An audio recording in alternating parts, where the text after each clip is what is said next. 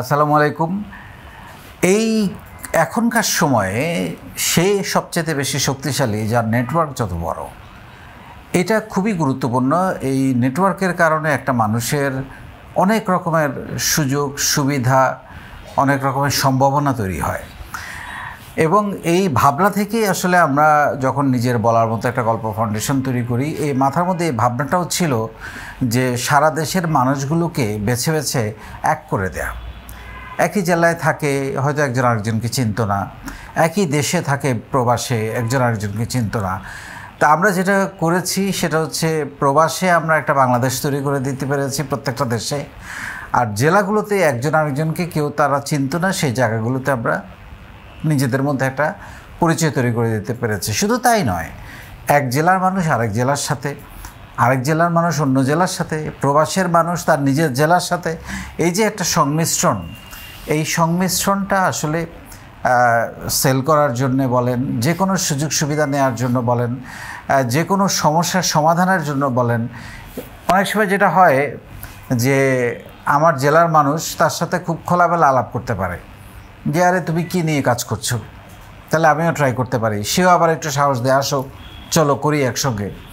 তারপরে বিক্রির ব্যাপারগুলোতে তো অসাধারণ, একজন আরেকজনের কাছে সেল করছে। সো মূল কথা হচ্ছে যে নেটওয়ার্কিং আপনার পার্সোনাল ব্র্যান্ডিং, আপনার প্রোডাক্টের ব্র্যান্ডিং, আপনার নিজস্ব পরিচিতি, আপনার বিশ্বাসযোগ্যতা দারুণভাবে তৈরি করছে, যেটা আমরা গত প্রায় 8 বছর ধরে আপনাদের জন্য তৈরি করে দিয়েছি। বাংলাদেশের 64 জেলা, 492টা উপজেলা এবং 50টা দেশের এই বিশাল একটা নেটওয়ার্ক, যে নেটওয়ার্কটাকে ব্যবহার করে অনেকেই নানানভাবে উপকৃত হয়েছেন, সমৃদ্ধ হয়েছেন, পরিচিতি বেড়েছে, লাখো মানুষ তাদেরকে চেনে, সেই সুযোগ তৈরি হয়েছে এবং যে কোনো দেশে যে কোনো জেলায় সে চাইলে সেল করতে পারছে, সেই সুযোগটা আমরা তৈরি করে দিয়েছি।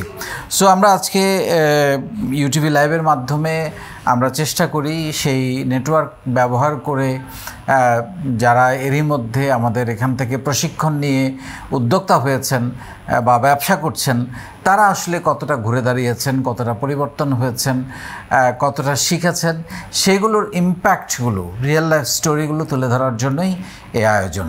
আজকের আয়োজনে আমাদের সঙ্গে দুজন অতিথিকে আমরা আমন্ত্রণ জানিয়েছি এবং লাকিলি কাকতালীয়ভাবে দুজনেই আজকে ময়মনসিংহ থেকে এসেছেন এবং একজন হচ্ছেন আমাদের সালমা মেহের। তিনি তার একটা কথায় আমাকে বলেছেন যে এই ফাউন্ডেশন তাকে দু চোখ ভরে স্বপ্ন দেখতে শিখিয়েছে। এক্স্যাক্টলি তাই, আমরা সেই কাজটাই করে যাচ্ছি। আমরা শুধু স্বপ্ন দেখাচ্ছি না, আমরা স্বপ্নটা কীভাবে বাস্তবায়ন করতে হয় সেটাও আমরা শিখিয়ে যাচ্ছি। মেহেরের মুখ থেকেই তার গল্প শুনবো। 7,000 টাকা দিয়ে শুরু করেছিলেন, এখন মাসে প্রায় 1.5 লক্ষ টাকা সেল করেন। আর আমাদের সাথে আরেকজন আছেন, আমাদের ময়মনসিংহ জেলার তোফায়েল আলম। তিনিও একসময় প্রায় 5 থেকে 6 লক্ষ টাকা লস করেছেন ব্যবসা করতে গিয়ে। পরবর্তীতে আবার তিনি ঘুরে দাঁড়িয়েছেন নানান প্রচেষ্টায় এবং এখন মাসে প্রায় 10 লক্ষ টাকা সেল করছেন। কিভাবে ঘুরে দাঁড়ালেন সেই পেছনের গল্পটা শুনবো এবং এই গল্পগুলো বলার একটা বড় উদ্দেশ্য হচ্ছে তাদেরকে যেমন প্রমোট করা, তাদেরকে সারা বাংলাদেশের, সারা পৃথিবীর সাথে পরিচয় করিয়ে দেওয়া, যাতে করে আগামী দিনগুলোতে তাদের সেল আরও বেড়ে যায়।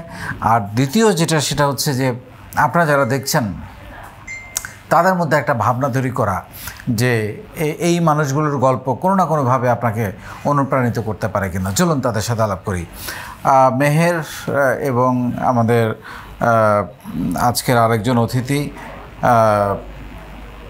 তোফায়েল নামেই ডাকি। হ্যাঁ, মেহের এবং তোফায়েল দুজনকে স্বাগত জানাচ্ছি। মেহের, প্রথমে আপনাকে দিয়ে একটু শুরু করতে চাই। কিভাবে মনে হলো, কখন মনে হলো? আমি শুনেছি আপনি মাস্টার ডিগ্রি পাশ করেছেন, চাকরি করার খুব ইচ্ছে ছিল। সো উদ্যোক্তা কেন হলেন, কিভাবে হলেন? আসসালামু আলাইকুম। একটু জোরে বলবেন। হ্যাঁ, আসসালামু আলাইকুম। অসংখ্য ধন্যবাদ স্যার। আর অনেক বেশি কৃতজ্ঞতা বলে শেষ করা যাবে না আপনার প্রতি। আর কেন আমি এই ফাউন্ডেশন থেকে 90 দিনে সেশন চর্চা ক্লাস শেষ করে আপনার থেকে অনুপ্রেরণা, সাহস, উৎসাহ নিয়েই আমি উদ্যোক্তা হয়েছি। এজন্যই হয়তো বা আপনার প্রতি আমি কৃতজ্ঞতা বলে শেষ করতে পারবো না, অনেক বেশি কৃতজ্ঞতা স্যার। আর আমি আরও বেশি কৃতজ্ঞতা প্রকাশ করছি আমাদের সাভার জোন প্রতিনিধি, আমাদের দায়িত্বশীল ভাই বোনদের প্রতি, এমনকি ময়মনসিংহ জেলার দায়িত্বশীল ভাই বোনদের প্রতি। তারা আমাকে উদ্যোক্তা হওয়ার পিছনে অনেক বেশি সাপোর্ট দিয়েছেন।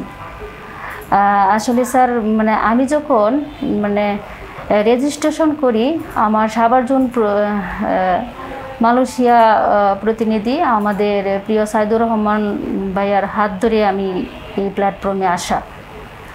আর একজন ভাইয়াকে আসলে অনেক বেশি ধন্যবাদ, আমাদের দুবাই কান্ট্রি প্রতিনিধি বুলবুল ভাইয়ার প্রতি।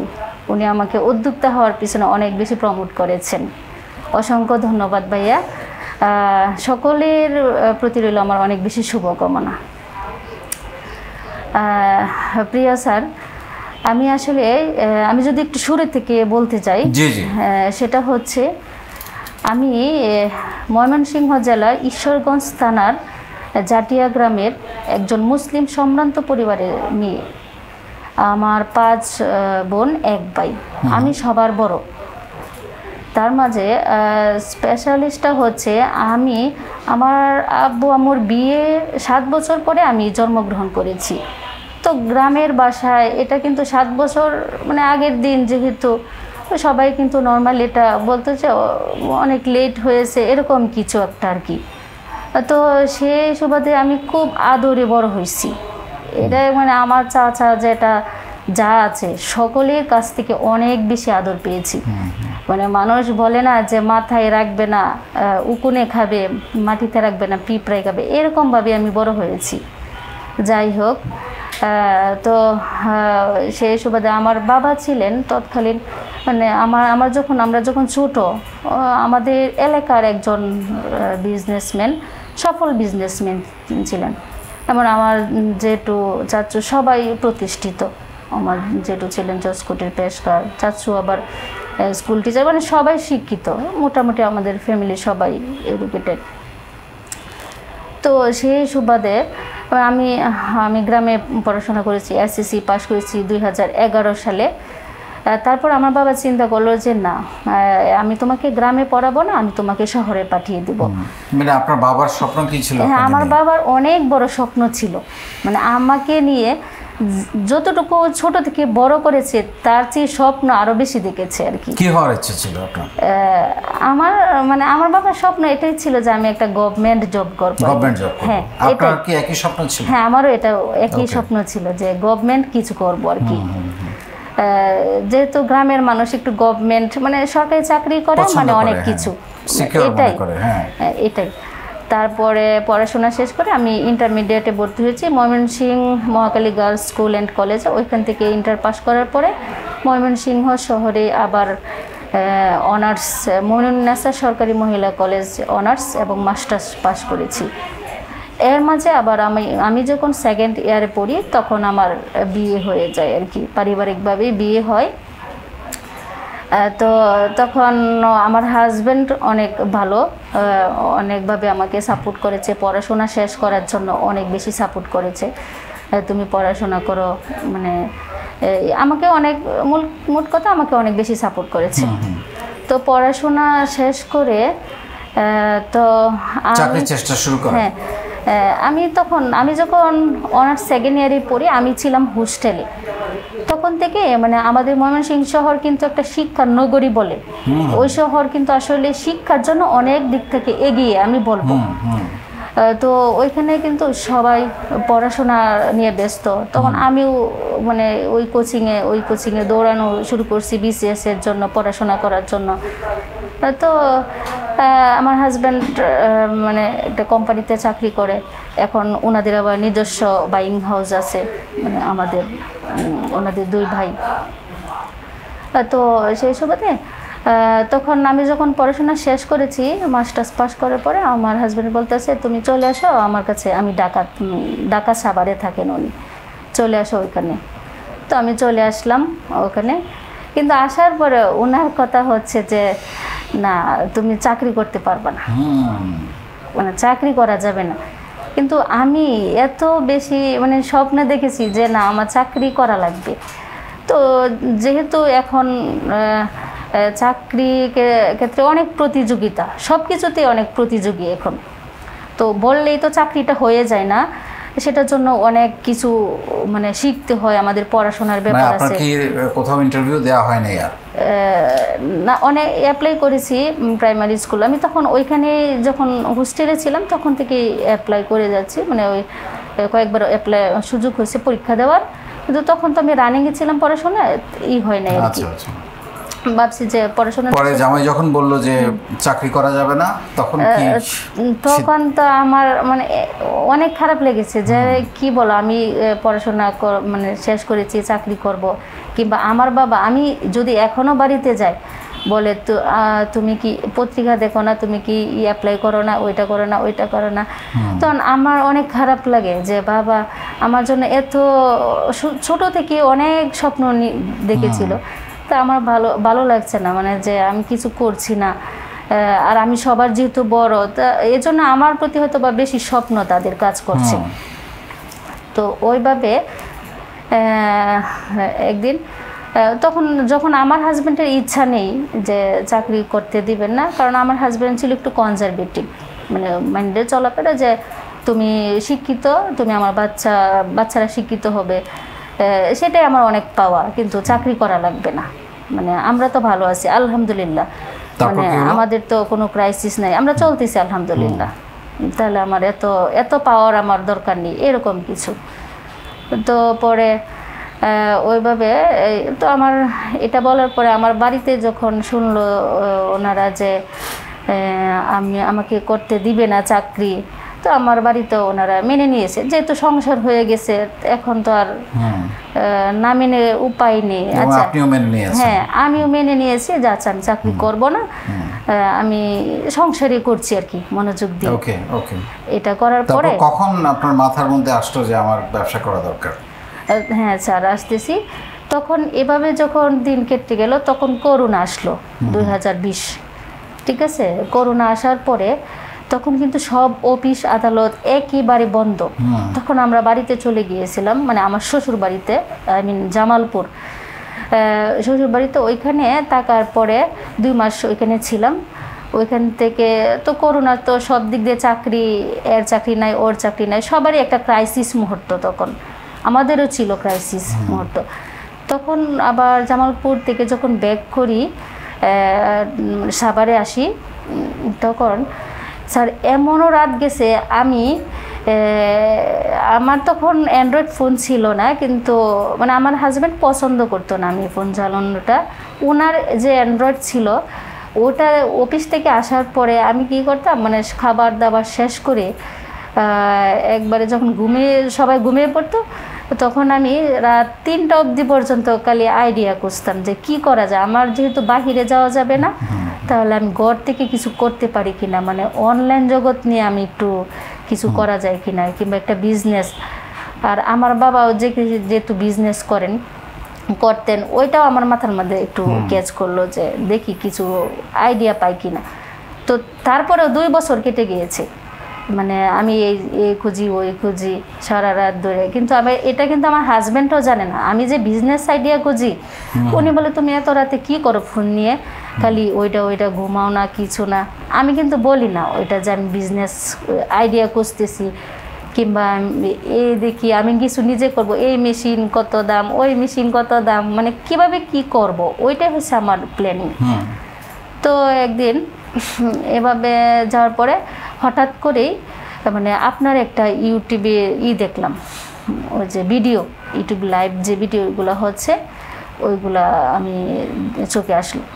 তখন আমি দেখার পরে আপনার ভিডিওগুলো, প্রত্যেকটা ভিডিও মানে আমার চোখে আসতেছিল। আমি প্রতিটা ভিডিও, মানে এমন একদিন হয়েছে যে আমি সারা রাত শুধু আপনার ভিডিও দেখেছি, মানে সারা রাত, যে মানে প্রথম থেকে মনে হচ্ছে এই কথার আগে মনে হয় আরও অন্য কিছু ছিল, ওটাতে আমি আবার উপরের দিকে গেলাম চার্জ দিয়ে যে এটার আগে মনে হয় আগে কিছু ছিল, এরকম। চার্জ দিয়ে ওইটা করেছি আর কি। তারপরে ভিডিও দেখার পরেও না কিছু মানে আমি সাহস পাচ্ছি না, সাপোর্ট নাই। এক কথা হচ্ছে আমার তো ফ্যামিলি থেকে সাপোর্ট দিচ্ছে না কেউ। আর আমাদের বাড়িতে, আমার বাবার বাড়িতে বিজনেসের কথা বলবো যে এটা আবার কি কথা, পড়াশোনা শেষ করেছো চাকরি করবা, এটা না করে। কারণ ওনারা গ্রামের মানুষে কিন্তু একটু বিজনেসটাকে মহিলারা যদি করে একটু নেগেটিভ মাইন্ডে দেখে। তো ওনাদের তো এটা ইচ্ছা না, ওনাদের কথা হচ্ছে চাকরি করবা একটা গভর্নমেন্ট কিংবা স্কুল কিংবা প্রভাষক হবা, এরকম কিছু ওনাদের চিন্তা ভাবনা ছিল। তো ওনাদেরকেও এই ধরনের কোনো আমি করি নাই, বলিও নাই, তত্ত্ব কোনো দিই নেই। তো একদিন এভাবে আরও 6 মাস কেটে গেল। এখন এটা কি করতে হবে, রেজিস্ট্রেশন করতে হবে না করতে হবে এগুলো কিছুই জানি না। তো একদিন ও যে সাভার জোনে যে সাইদুর রহমান ভাই আছে, ওনার প্রোফাইল লিঙ্কটা আমার চোখে আসলো। তো ওনার নিচে দেখলাম যে আপনার একটা কমেন্টসের নিচে দেখলাম যে রেজিস্ট্রেশন, নিজের বলার মতো গল্প ফাউন্ডেশনে রেজিস্ট্রেশন করে দিই আমি, এরকম কিছু। তখন আমি ভাইকে পার্সোনালি SMS দিই যে এটা কিভাবে কি করব আমাকে একটু বলে দেন। পরে ওই ভাইয়া বলছে যে আচ্ছা আপনি আপনার অ্যাড্রেস, ইমেল অ্যাড্রেস, নাম ঠিকানা আমাকে পাঠিয়ে দেন, আপনার করতে হবে না, আমি করে দিব। তো ওইভাবে আমি বললাম যে আচ্ছা ঠিক আছে করে দেন। তো উনি করে দিয়েছে। কিন্তু এভাবে আরও 1 মাস চলে গিয়েছে। মানে কি করব, এখন তো রেজিস্ট্রেশন করেছি, কিন্তু এখন আমি কি করব। তো একদিন আমি ওই ভাইকে আবার নক করেছি, ভাইয়া এখন কি করব তাহলে। বলতেছে আপনি ক্লাস করেন। বলছি ক্লাস আবার কিসের, এখানে আবার কিসের ক্লাস হয়, এটা তো মানে কোনো না ইউনিভার্সিটি কোনো এরকম কিছু না, তাহলে কি ক্লাস করব। বলতেছে আপনি গুগল মিটে আমরা লিঙ্ক দেব, ওইখানে জয়েন হবেন, জয়েন হলে হয়তো মানে ক্লাস হবে। তো একদিন জয়েন হয়েছি ফার্স্ট দিন গুগল মিটে। তো আমাকে একদিন মানে ডাকা হয়েছে আর কি, যে প্রথম দিনই যে আপনার নাম ও পরিচয় উদ্যোগ তুলে ধরেন আমাদের মাঝে, এরকম কিছু। তো আমি কি করেছি যে আমাকে ডাকতেছে নাম ধরে, এখন আমি মানে আনসার দিতে পারতেছি না। মানে যতই আমি এডুকেটেড হই কিন্তু মানে কথা বলার যে একটা সাহস ওইটা পাচ্ছিলাম না আর কি। আমি কি করি যে এই রুম থেকে মোবাইল রেখে ওই রুমে চলে গেছি, যদি আমাকে খুঁজে না পাই। মানে এরকম কিছু যে আমাকে হয়তো বা খুঁজে পাবে না। তো আবার আসলাম পরের দিন, এই দিন ক্লাস সেশন চর্চা ক্লাস বন্ধ হয়ে গিয়েছে। তো পরের দিন আবার আসার পরে ওই ক্লাস হলো। পরে আমি মাইক্রোফোন অন করে শুধু আমার নাম পরিচয় এগুলো বলেছি। এভাবে বলতে বলতে আর কি আমার হয়। তো এভাবে 90 দিন সেশন চর্চা ক্লাস শেষ করেছি। আমাদের প্রিয় ময়মনসিংহ জোনে, এমনকি সাভার জোনে শেষ করার পরে আমি চিন্তা করলাম যে আপনার একটা ভিডিও আমি এর আগে আমার চোখে আসছে, সেটা হচ্ছে যে স্বপ্ন দেখুন, সাহস করুন এবং শুরু করুন, লেগে থাকুন। এই কথাটা যেদিন আমার চোখে পড়েছে, সেদিন আমার কথা হচ্ছে যে আমি তো 2 বছর ধরে ভিডিও দেখছি, তারপরে এটা নিয়ে অনেক ঘাটাঘাটি করছি, তো কোনো তো লাভ হচ্ছে না। তাহলে আমার কি করতে হবে, এখন লেগে পড়তে হবে। এটা কিন্তু আমার হাজব্যান্ড কিংবা আমার ফ্যামিলির কেউ জানে না, এটা আমার মনের আইডিয়া যে আমার একটা কিছু নিয়ে আমি লেগে পড়ব, তারপরে যা হবার হবে ইনশাল্লাহ, আমার আর কিছু করার নেই। তো ওই থেকে সাহস এতটাই বেড়ে গেছে, মানে আমি বলে বুঝাইতে পারবো না, এতটাই সাহস বেড়েছে। তারপর ওই দিন থেকে আমি আমার হাজব্যান্ডকে, এখন আমি তো আর একলা কোথাও যেতে পারবো না মার্কেটে, কিংবা যেহেতু এটা বিজনেস তো আমি চিন্তা করলাম যে আমার হাজব্যান্ডের সাথে কথাটা শেয়ার করি। তো ওনাকে বলছি যে এক কাজ করি, আমি একটু অনলাইনে আমি একটা বিজনেস করতে চাই, তুমি কি আমাকে একটু হেল্প করবা। বলতেছে শোনো, এগুলো আসলে করা ঠিক না, কারণ আমি চাই যে আমার মানে আমরা এমনিতেই ভালো আছি, এক। আর 2 কথা হচ্ছে এটা মানে ইসলামের দিক থেকে তুমি বাহিরে যাবা, মার্কেটে যাবা, বিভিন্ন মানুষের সাথে তোমার কথা হবে, দেখা হবে, এটা আসলে আমি করতে পারবো না, এটা আমার মানে ভালো লাগছে না এটা। তো বলার পরে আমি অনেক বুঝাইছি যে শোনো, মানে আমরা যদি ভালো থাকি তাহলে আমি পর্দা করি কিংবা পর্দা মেনটেন করে যাই, তুমি সাথে নিয়ে যাচ্ছ, তাহলে তো কিছু হচ্ছে না, সমস্যা নেই। তো এভাবে বলার পরে বলছে আচ্ছা মানে রাজি করাইছি কোনো রকম, উনি যাচ্ছে আমার সাথে। কি নিয়ে শুরু করলেন? তো ড্রেস নিয়ে। হ্যাঁ, প্রথমে আমি মার্কেটে গিয়েছি। ড্রেস মানে প্রথমে আমার মাথার তৈরি হচ্ছে আমি কোনো রেডিমেড ড্রেস নিয়ে কাজ করব না, এটা হচ্ছে আমার মানে কারণ আমি যে 2 বছর, হ্যাঁ, আমি যে কোনো কিছু আমি নিজে ক্রিয়েট করব। কারণ আপনার একটা কথা হচ্ছিল যে নিজে কিছু করেন, নিজে কিছু ক্রিয়েট করেন, তাহলে আরও বেশি নিজের ব্র্যান্ডিং হবে, একজনেরটা আর কত, মানে এরকম একটা আমার চোখে আসছে।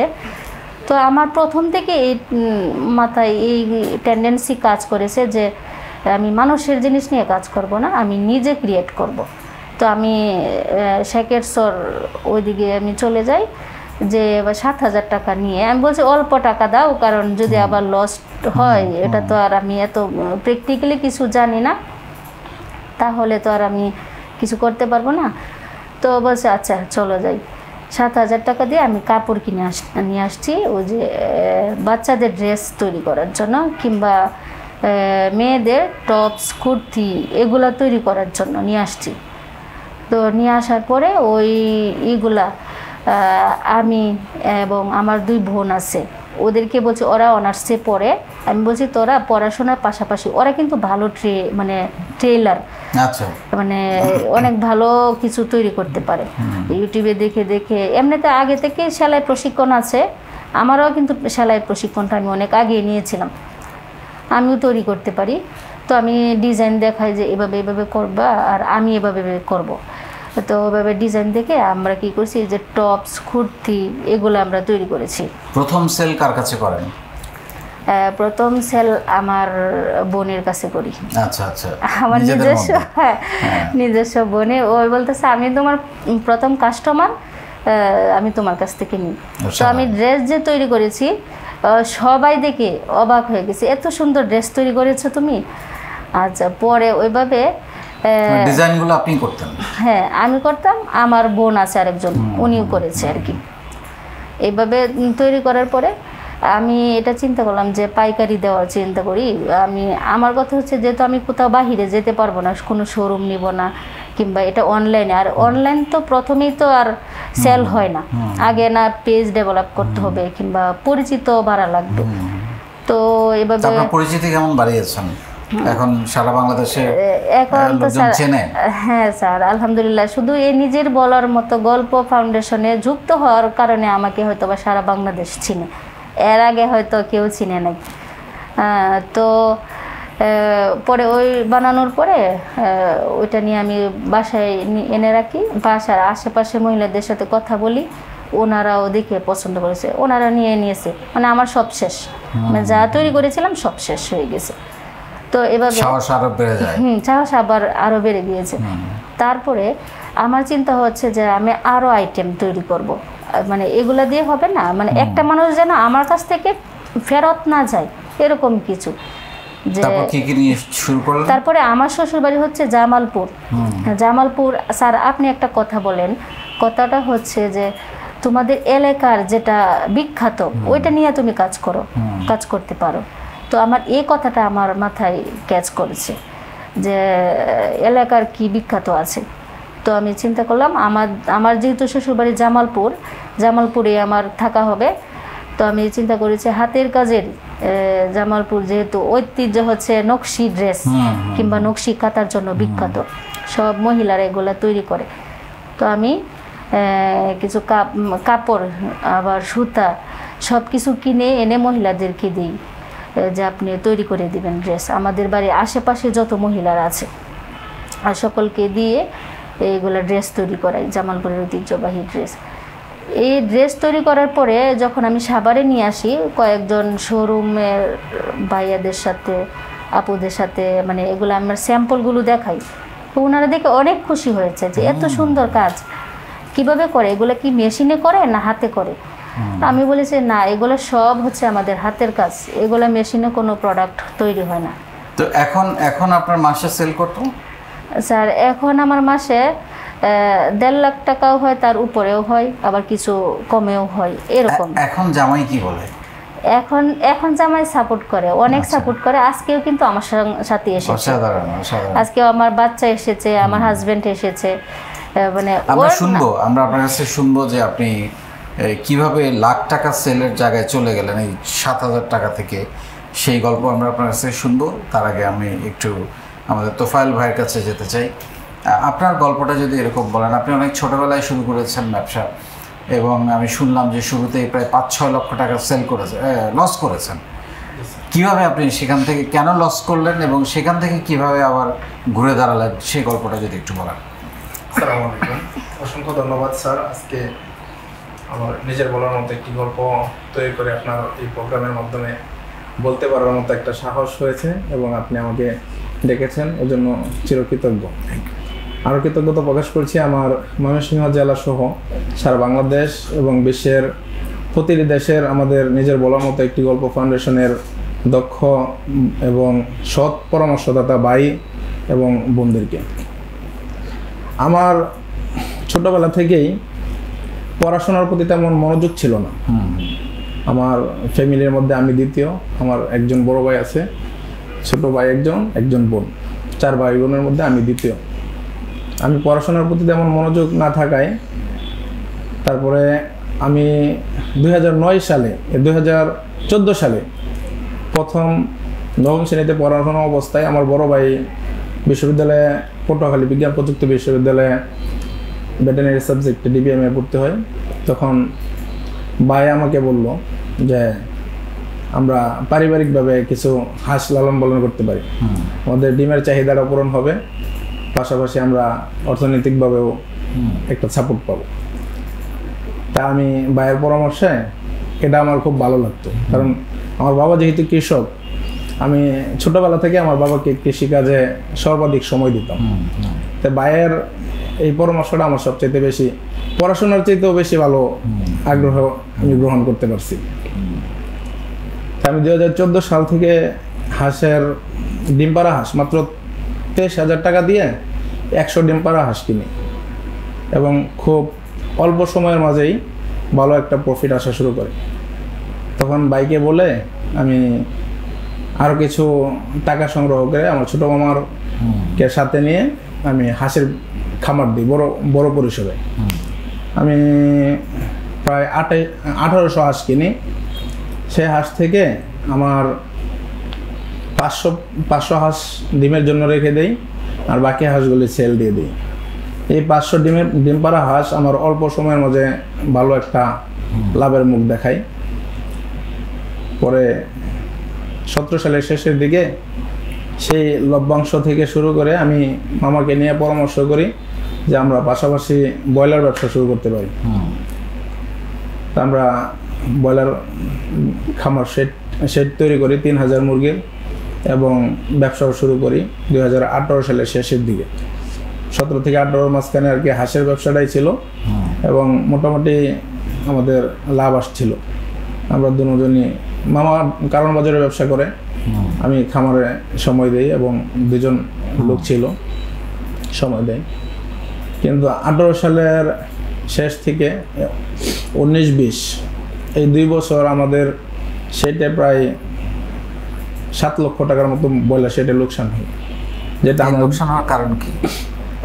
লোকসান হওয়ার মূল কারণ হচ্ছে আমাদের যখন উৎপাদন খরচ হতো 100 থেকে 102 টাকা, তখন বাজার ডাউন থাকতো, বিক্রির সেল ছিল মাত্র 85 থেকে 87 টাকা। মানে আপনার কেনা মূল্য বেশি ছিল আর কি, উৎপাদনের মূল্য বেশি ছিল। আমি তো বাচ্চা, প্রোডাকশনের উৎপাদন মূল্য বেশি ছিল কিন্তু বিক্রয় মূল্য কম ছিল।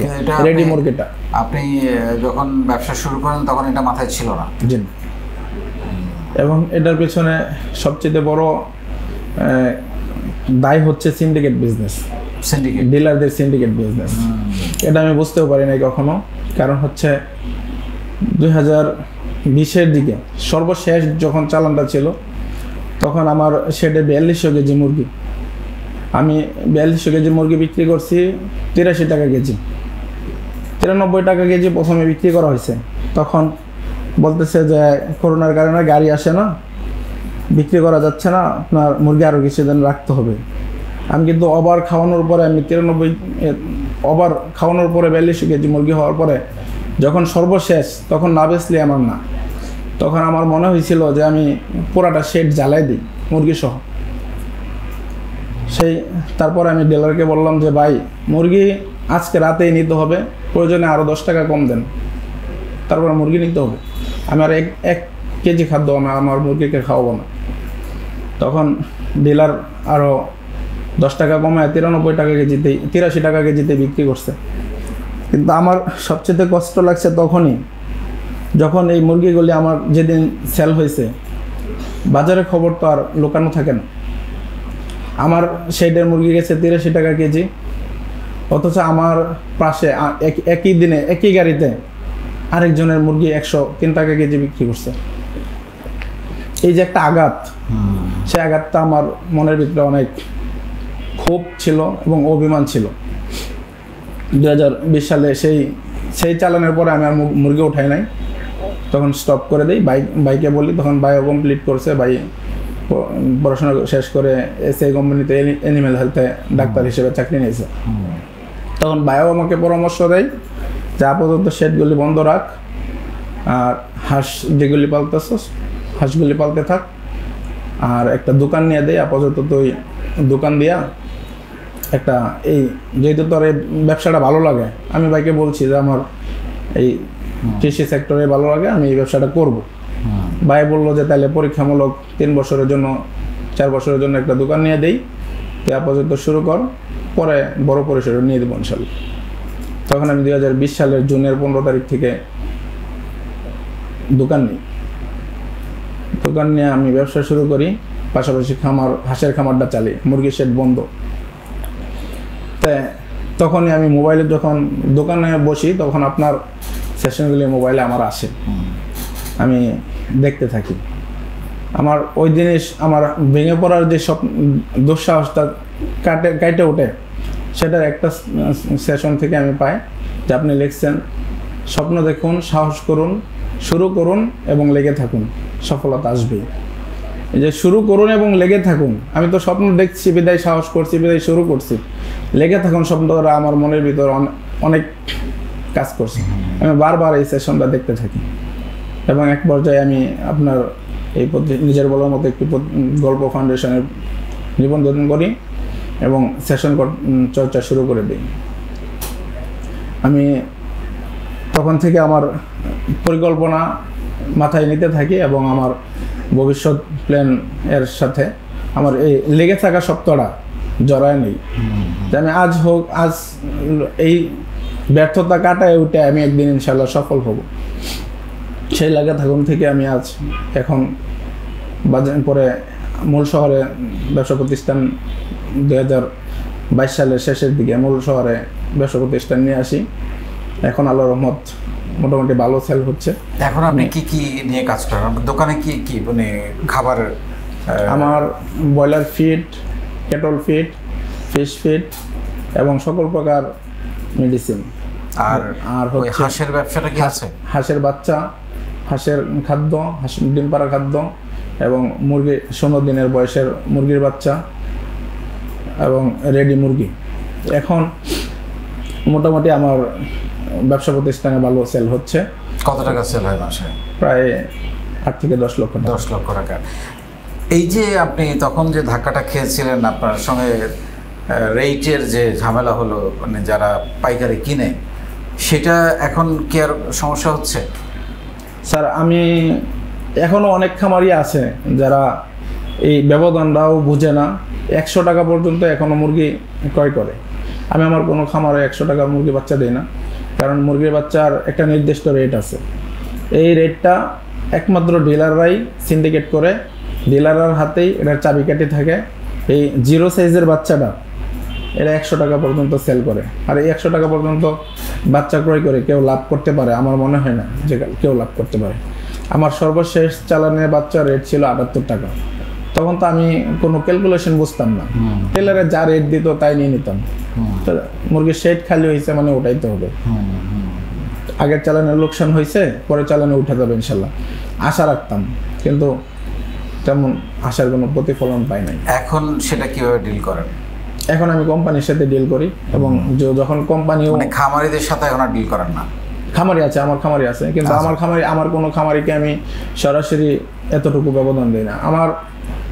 আমার যে বাজার, সেই বাজারে যতগুলি ডিলার আছে প্রত্যেকটা কোম্পানির ফিডের থেকে আমি সাশ্রয়ী মূল্যে রাখি এবং সকল খামারি যারা আমার কাছে আসছে সবাই আমাকে পর্যাপ্ত ভালোবাসে। সো আসলে এখানে মানে প্রোডাক্ট চুজ একটা তো ইম্পর্টেন্ট, যে আপনি কী নিয়ে ব্যবসা করবেন সেটা তো একটা গুরুত্বপূর্ণ বিষয়। তারপরে হলো বাজার ব্যবস্থাপনাটাও বোঝা খুব দরকার, চেইনটা বোঝা দরকার, কারা প্রোডাক্ট কিনবে, এবং সেখানে আপনার যে সততা নিষ্ঠা, আপনি বললেন আপনাকে খুব ভালোবাসে, কারণ হচ্ছে যে আপনি খারাপ পণ্য দেন না, সেই কারণেই ভালোবাসে, তাই না? সো প্রোডাক্ট কোয়ালিটি খুব ইম্পর্টেন্ট এই ক্ষেত্রে। ধরেন আপনার মতো করে যদি নতুন কেউ ব্যবসা করতে চায়, এই ব্যবসাটা যেটা আপনি করছেন, তাদের জন্য আপনার কি অ্যাডভাইস হবে?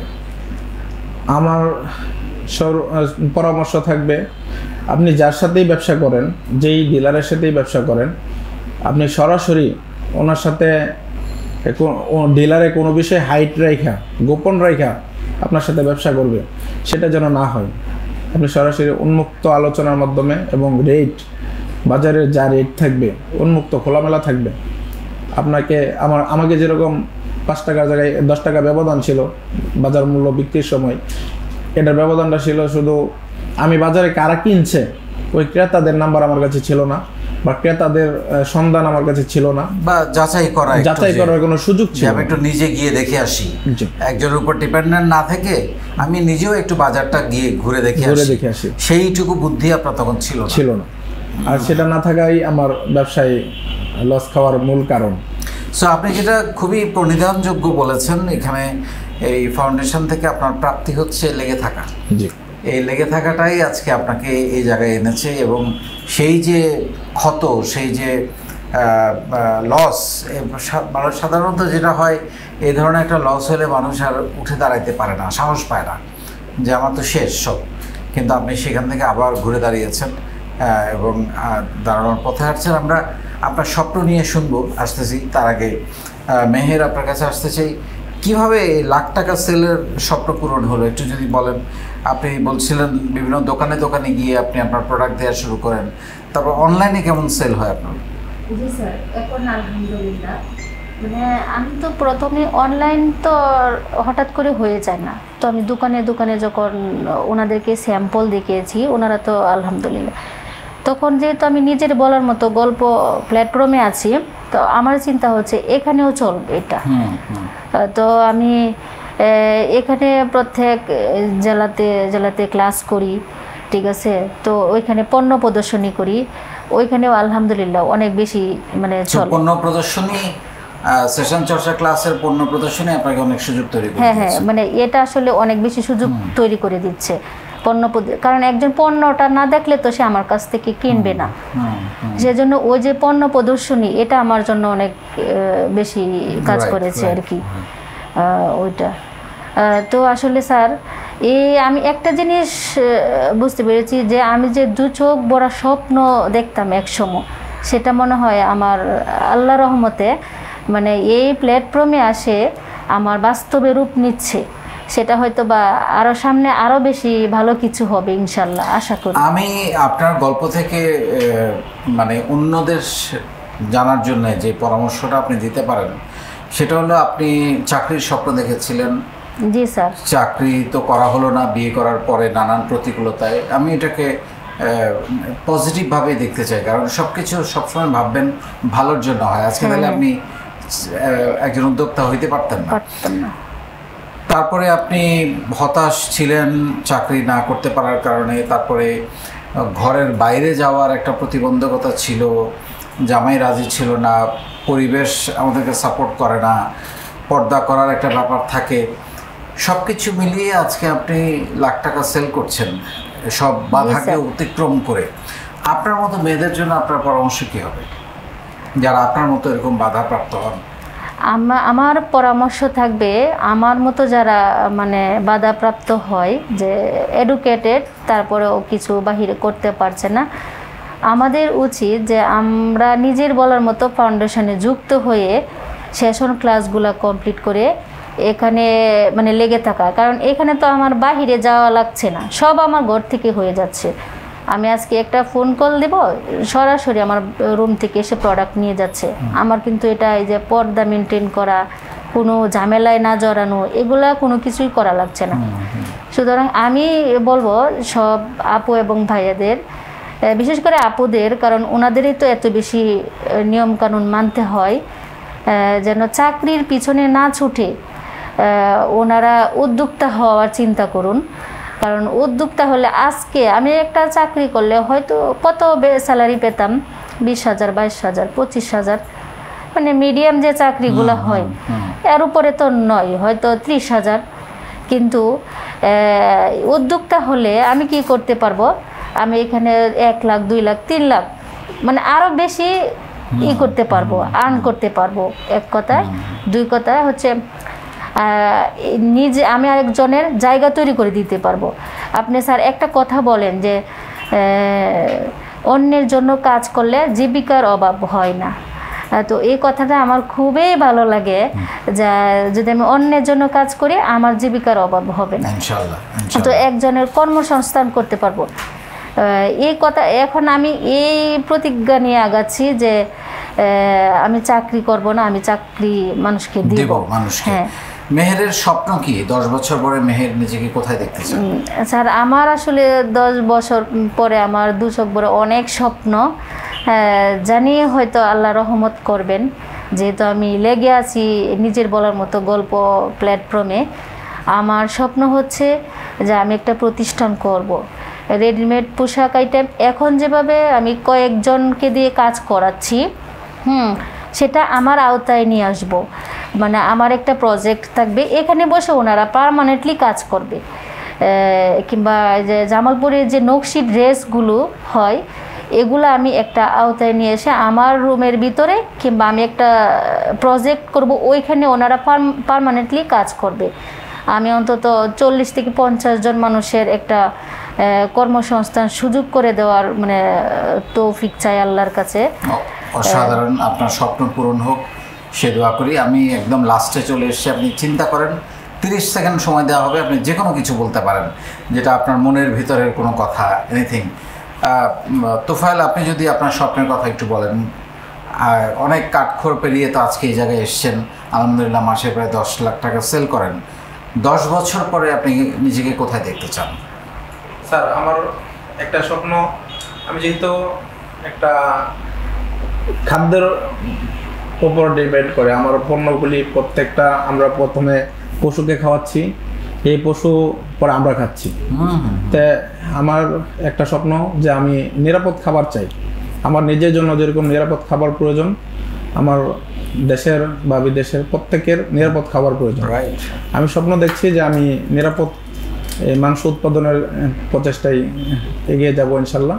খুব শীঘ্রই আমি অ্যান্টিবায়োটিক মুক্ত হাঁস মুরগি উৎপাদনের জন্য একটা পরিকল্পনা করছি, এবং এটা যেন আমি হোলসেল এবং খুচরা সেল করতে পারি, এরকম মার্কেটিং আমার তো নিজের বলার মতো একটি ফাউন্ডেশন, একটা মার্কেটিং আছে, দেশ সহ সারা বিশ্বে এটার একটা ব্র্যান্ডিং আছে।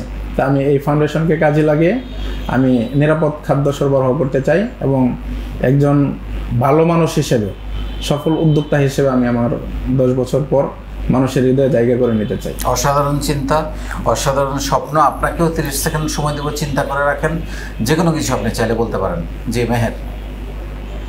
স্যার আমার একটা স্বপ্ন, ওই যে গ্রামের যে অসহায় মেয়েরা আছে ওনাদেরকে আমি যে কোনো একটা কিছু নিজে যাতে কিছু করে সেইটার একটা ব্যবস্থা করতে চাই। ওনারা যাতে নিজেদের অর্থনৈতিকভাবে স্বাবলম্বী হয়, সেটা আমার অনেক স্বপ্ন। এমনকি এটা নিয়ে কাজ করতে চাই, এবং আমি চাই যে সততা, আদর্শ, নীতি এগুলা ঠিক থাকলে অবশ্যই আমরা একসময় পারবো। মানে এগুলা কমিটমেন্ট, সততা এগুলা ধরে রাখতে হবে। সফলতার পিছনে এটা অনেক বেশি ভূমিকা রাখে। মানে প্রতারণা করা যাবে না কারোর সাথে। এক কথা হচ্ছে প্রতারণা করা যাবে না, নিজেকে স্টিল এবং সততা এগুলা ঠিক রাখতে হবে। তোফায়েল স্যার আমি বলতে চাই যে আমাদের জীবন পরিচালনার ক্ষেত্রে কেউ চাকরি, কেউ ব্যবসা বা যে কেউ একটা কিছু করতে হবে। সেক্ষেত্রে আমি বলতে চাই যে আমরা যদি জীবিকা নির্বাহের জন্য একটা কিছু করতে চাই, আমি চাকরির পরামর্শ কাউকে দিব না। কারণ হচ্ছে আমি যদি আপনার প্রতিষ্ঠানে চাকরি করি, আপনার প্রতিষ্ঠানে 20,000 টাকা লভ্যাংশ এনে দিলে আপনি আমাকে 10,000 টাকা দিবেন। তা আমি সকলকে আমার ব্যক্তিগত পরামর্শ এটা থাকবে যে নিজের প্রতিষ্ঠান করেন বা নিজে একটা কিছু উদ্যোগ শুরু করেন, আপনি মাত্র 10,000 টাকাই প্রফিট করেন, সেটা আপনার থাকবে। আর সেটার সম্পূর্ণ যদি এটা থেকে আপনি 1 লক্ষ টাকাও প্রফিট করেন, সেটাও আপনার থাকবে। অতএব ঝুঁকি নেন, উদ্যোক্তা হন, নিজের বলার মতো গল্প তৈরি করেন এবং সফল একজন মানুষ হিসেবে মানুষের হৃদয়ে জায়গা করে নেন। এবং আমি আপনাদের সকলের কাছে দোয়া চাই আমি যেন আমার সেই উদ্যোগটা সফল করতে পারি ইনশাআল্লাহ। অনেক দোয়া থাকলো দুজনের জন্য। ভালো থাকবেন আপনারা, এগিয়ে যান। আজকের পরে ডেফিনেটলি আপনাদের সেল এবং আপনাদের পরিচিতি আরো বেড়ে যাবে আজকের পর থেকে। আপনাদের জন্য অনেক অনেক শুভকামনা। স্যার, আমারও একটা বাণী থাকবে যেন চাকরির পিছনে আমরা না ছুটে আমরা উদ্যোক্তা হই, নিজেকে এগিয়ে নিয়ে যাই, আরো 10 জনের জায়গা তৈরি করে দিই। Absolutely, thank you sir. শুনলেন দুজনের গল্প, আমার তো খুবই ভালো লেগেছে এবং দুজনেরই একই চিন্তা যে চাকরি কেন।